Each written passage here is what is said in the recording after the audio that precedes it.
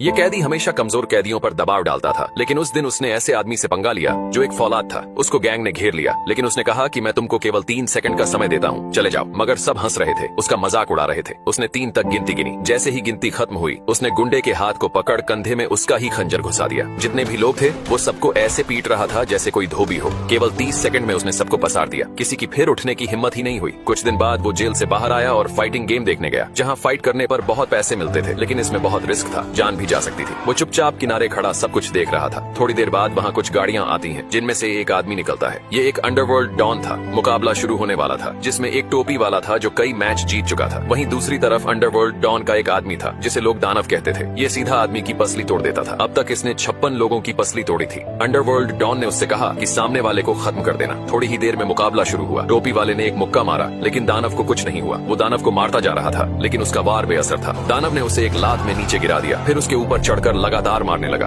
उसकी भी पसली टूट गई। दानव इस फाइट को जीत गया था। अंडरवर्ल्ड डॉन को उस आदमी ने पैसे दिए जिसका आदमी हार गया था। आदमी टेंशन में कार के अंदर बैठा, तभी पीछे वाली सीट पर वही आदमी दिखा जो जेल से छूटा था। उसने कहा कि मुझे भी फाइट करनी है और मैं जीत गया तो 60% मैं रखूंगा। लेकिन फाइट कराने वाले ने कहा, ये कोई बच्चों की फाइट नहीं है और वैसे भी तुमको कोई एक मुक्के में नीचे गिरा देगा। लेकिन कैदी ने उसे पैसों का लालच दिया, जिस वजह से वो मान गया। आदमी कैदी को अंडरवर्ल्ड डॉन के पास लेकर गया कि वो दानव से लड़ेगा, लेकिन डॉन ने उसका मजाक उड़ाया और कहा कि पहले छोटे फाइटर से लड़ लो, तुम्हारे बस का नहीं है।